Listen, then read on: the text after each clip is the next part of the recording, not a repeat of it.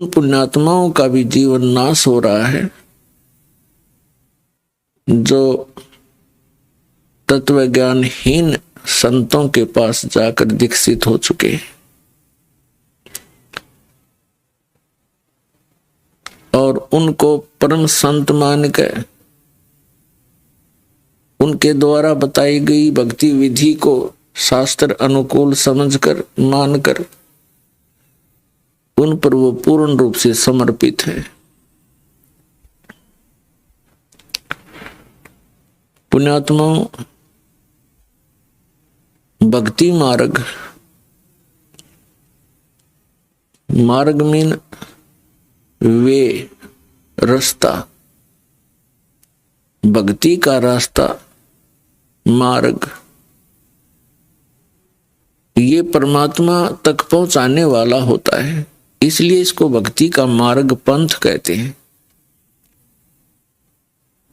और इसी के नाम से, मार्ग के नाम से बहुत से पंथ बने हुए हैं, यानी कि वो परमात्मा का यथार्थ ज्ञान बता रहे हैं, सही मार्ग दर्शन कर रहे हैं। जैसे राधा स्वामी पंथ, धन धन सतगुरु पंथ, डेरा सच्चा सौदा सिरसावानों का, और ये अंसादेश पंथ, कबीर जी का पंथ, निरंकारी पंथ, ये ब्रह्मा कुमारी पंथ,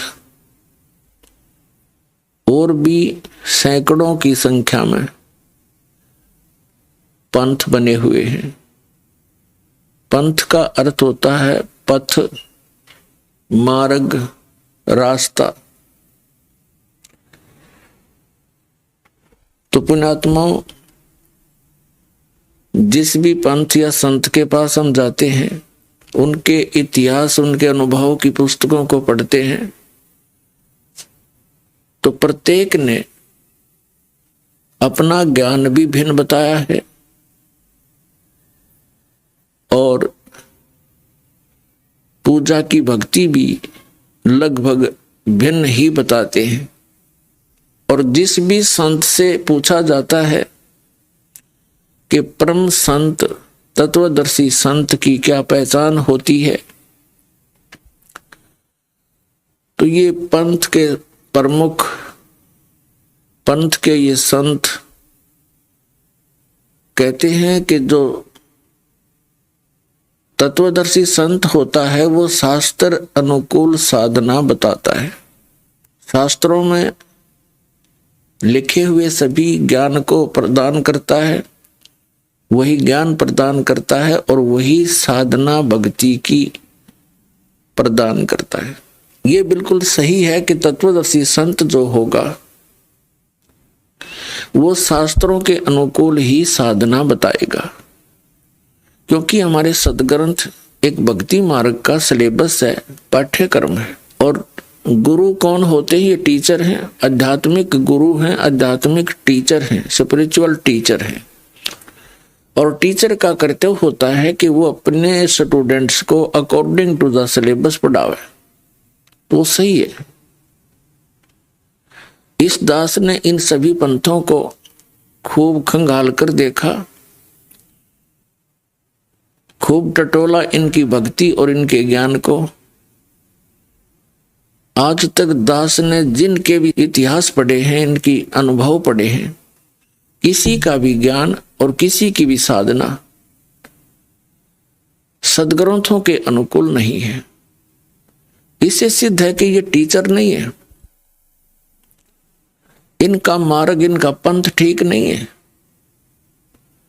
इन्होंने सदग्रंथों का आधार मानकर सदग्रंथों के विपरीत ज्ञान बताया है। तो अब पुण्यात्माओं से मुझ दास का निवेदन है कि आप जी सभी कुमार्ग पर जा रहे हो और आप जी को चाहिए कि आप इस दास के वचनों पर पुनर्विचार करें। मुझ दास के इस प्रयत्न को आलोचना ना समझे, ये एक महापरोपकार का कार्य है, जो कभी किसी युग में ही ऐसा कोई संत आता है जो सच्ची कहता है। 600 वर्ष पहले परमेश्वर स्वयं आए थे कबीर जी काशी बनारस में। उन्होंने ये सच्चा ज्ञान हमारे हित में कहा था, लेकिन इन नकली गुरुओं ने, संतों ने, आचार्यों और शंकराचार्यों ने उस यथार्थ ज्ञान को हम तक आने नहीं दिया और परमेश्वर कबीर जी का बहुत विरोध करा दिया, उनको बहुत यातनाएं दी, परंतु वो परमात्मा थे। वो किसी भी उनके प्रयत्न से मारे नहीं गए, बहुत जुल्म किए उन्होंने। और परमात्मा कबीर जी कहा करते थे कि ये सभी संत और ये आचार्य और शंकराचार्य तुम्हें मिसगाइड किए हुए हैं, ये शास्त्रों को नहीं जानते। लेकिन ये बात उस समय हमारे गला उतरी नहीं, क्योंकि हमारे जो धर्मगुरु थे वो ये कह दिया करते थे कि कबीर जी शिक्षित नहीं है, ये तो धानक जाति में, जुलाहा जाति में प्रगट है।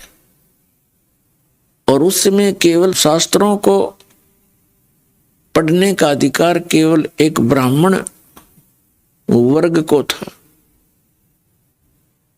और सभी सद्ग्रंथ संस्कृत भाषा में लिपिबद्ध थे। तो उस समय इन नकली गुरुओं की, आचार्यों और शंकराचार्यों और मंडलेश्वरों की या दाल गल गई इस पॉइंट पर कि कबीर जी अशिक्षित हैं, ये सद्ग्रंथों को नहीं जानते, ये पढ़े ही नहीं है। तो हमने यही मान लिया कि सचमुच जो ज्ञान सद्ग्रंथों में है वो सत्य है और कबीर जी सद्ग्रंथ नहीं पढ़ सकते, इसलिए इनका ज्ञान शास्त्र अनुकूल नहीं हो सकता। तो ये हमारी बहुत भारी भूल थी। ज्ञान कोई अक्षर ज्ञान से नहीं होता, अक्षर ज्ञान तो एक भाषा विशेष का ही होता है और भाषा का कार्य है अपने विचारों को दूसरे तक पहुंचाना। वो किसी भी भाषा में हो, वो यथार्थ ज्ञान हो, चाहे वो संस्कृत भाषा में हो, चाहे वो इंग्लिश लैंग्वेज में हो, चाहे वो पंजाबी में हो या अपनी मातृभाषा या लोकल क्षेत्रीय भाषा में हो, ज्ञान श्रेष्ठ हो। तो परमेश्वर कबीर जी ने एक सिंपल लैंग्वेज में, एक साधारण भाषा में वही सद्ग्रंथों वाला यथार्थ ज्ञान बोला था,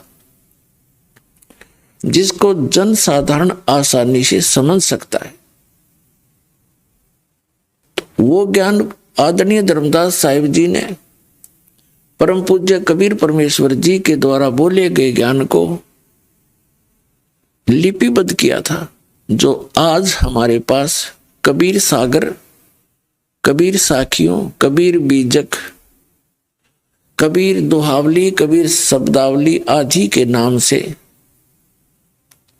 कई ग्रंथ उपलब्ध हैं और उनके अंदर परमात्मा ने वही ज्ञान वर्णित किया है जो हमारे पवित्र वेदों में, पवित्र पुराणों में, पवित्र श्रीमद् भगवत गीता, बाइबल और कुरान में जो आज विद्यमान है। तो पुण्यात्माओं, एक तो इससे हमें यह सिद्ध हो गया कि कबीर जी अशिक्षित होते हुए सब सद्ग्रंथों का ज्ञान जानते थे और सद्ग्रंथों, वेदों और गीता में जो ज्ञान नहीं है उससे भी आगे का जानते थे।